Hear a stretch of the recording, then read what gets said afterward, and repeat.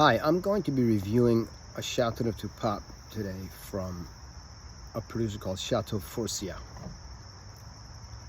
This is the label. This is their entry-level Chateauneuf du Pape. They make 3 others. This is called the Tradition, and it is the 2018 vintage.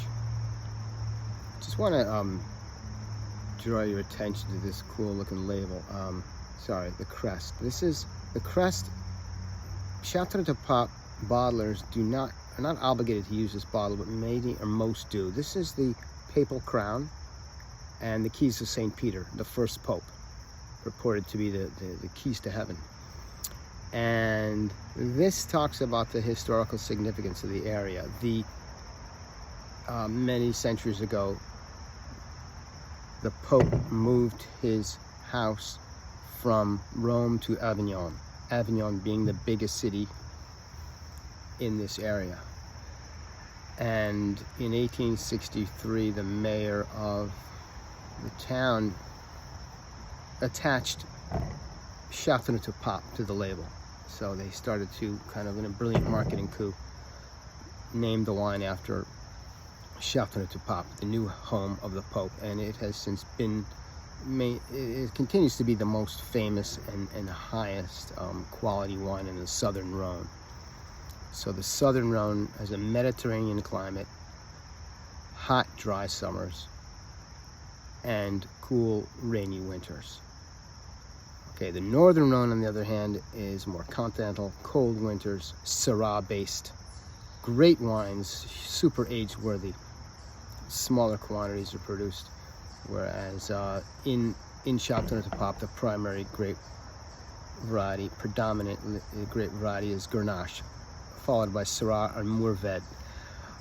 There are 13 grapes that are authorized to be used in Chateauneuf du Pape. Let's see. Today, this Forcia is 40% Grenache, 20%. Syrah and 20% Mourvèdre. What makes it, let me taste the wine first and give you some. I mean, the nose is spectacular. If you like perfume, there's red fruit. That's the predominant aromatic you get from Southern Rhone, is red fruit. In this case, raspberry. There's also violets. Raspberry is typical of Grenache, and the violets come from the Syrah. So the nose is gorgeous, super open, super available. It's a kind of wine, you pull the cork on and say, okay, we're set for tonight. You just hope there are not a lot of people. If you have more than 2 people, get another bottle. That's my recommendation.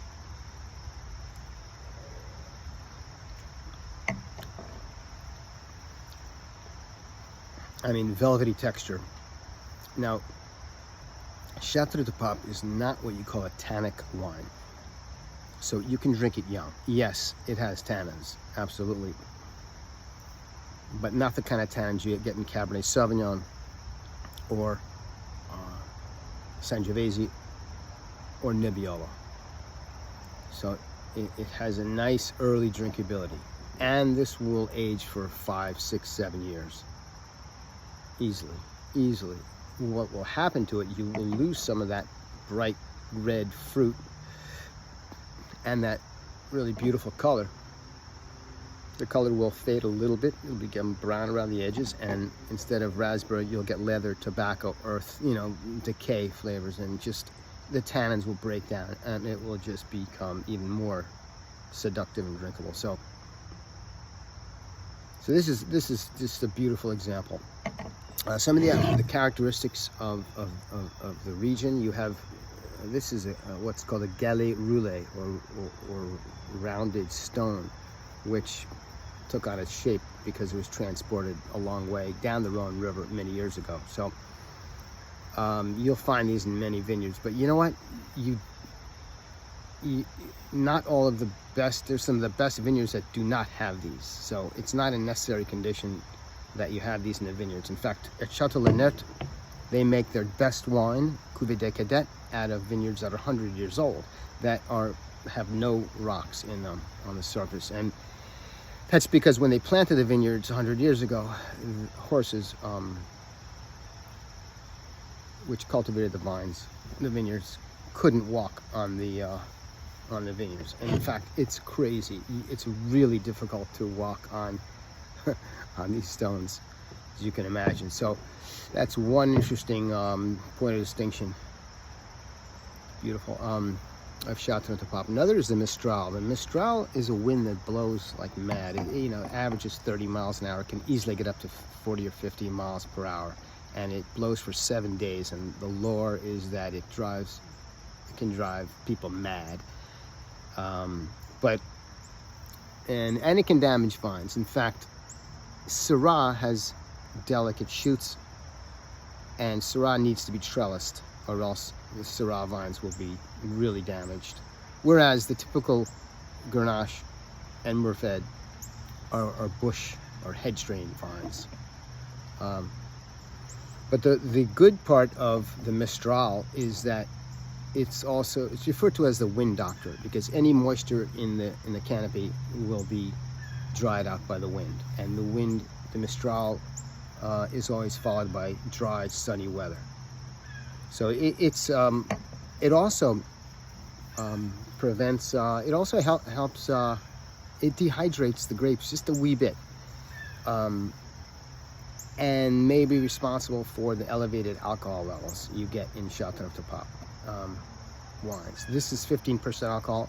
That's typical. I mean, even 25, 30 years ago, before temperatures started rising, Chateauneuf du Papes were always 14.5%. So that's just part of it. They're not hot wines. You don't sense the alcohol. Let me just give it a taste. Wow. Just so beautifully textured, soft, round, plenty of acidity, so it's refreshing. My recommendation as far as serving temperature would be just to not chill it just a wee bit. I don't mean chill as in a white wine, but just lower the temperature a little bit. That'll do two things. It'll prevent the alcohol from becoming volatile. I kind of have a blind spot. I don't always detect alcohol, but other people I taste with do. So at lower temperatures, that will kind of, tidy up the wine, and it will also, the acidity will kind of pop. At lower temperatures, you perceive the acidity more readily than at higher temperatures. So these are powerful, big, rich wines, and it wouldn't hurt to restrain the wine just a little bit, which would happen at slightly lower temperatures. So when to drink the wine, as I said, now and in 5 years from now. This is just a gorgeous wine. The price is around $45. Now that's a relative value. Not an everyday price wine, but given the fact that Chateau du Pape have doubled in price. I mean, everything's doubled in price, but including Chateau du Pape. The best ones are $70 to $80 to $100. So at $45, this is a great value, and it's exactly the kind of wine I will be reviewing, where you get a lot of value. I hope you enjoyed this and learned something. I'm going to be reviewing next an amazing wine, a Falerno Rosso from Villa Matilda, which is made from Aglianico. So look forward to seeing you then. Thank you. Leave comments, and thanks for watching.